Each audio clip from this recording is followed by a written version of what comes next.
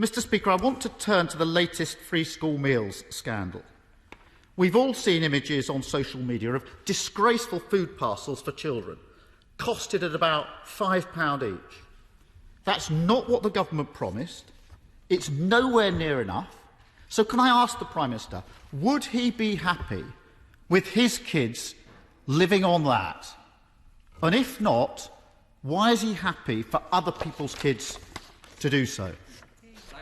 Well, Mr Speaker, I don't think anybody in this House is happy with the disgraceful images that we've seen of the food parcels that have been offered. They are appalling. They're an insult to the families that have received them. And I'm grateful, by the way, to Marcus Rashford, who highlighted the issue and is doing quite an effective job by comparison with the right honourable gentleman in holding the government to account for these issues. And the company in question has rightly apologised and agreed to reimburse. But it is because we want to see our kids properly fed throughout this very difficult pandemic that we've massively increased the value of what we're providing. Another £170 million in the COVID winter grant scheme, £220 million more for the holiday activities and food programme, and we're now rolling out the national free school meal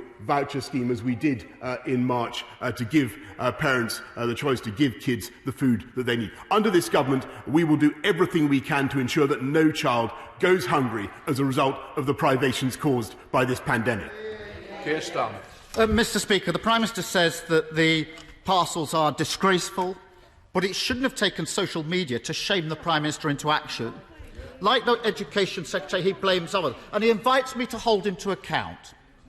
So let me do that. Because blaming others, Prime Minister, it's not as simple as that, is it? Because I've checked the government guidance on free school meals, the current guidance, published by the Department of Education. I've got it here. It sets out example parcel for one child for 5 days. Department of Education, Prime Minister, you want to be held to account. 1 loaf of bread, 2 baked potatoes, block of cheese, baked beans, 3 individual yoghurts. Sound familiar? That's the images, Prime Minister, you just called disgraceful. The only difference I can see in this list and what the Prime Minister has described as disgraceful is a tin of sweet corn, a packet of ham and a bottle of milk. So he blames others. But this is on his watch. The truth is, families come last under this government, whether it's exams, free school meals or childcare.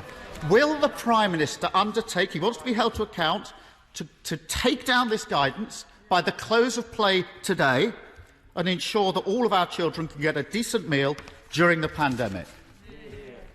Speaker, the right honourable gentleman's words would be less hypocritical and absurd if it were not for the fact that I don't believe anybody's a hypocrite in this.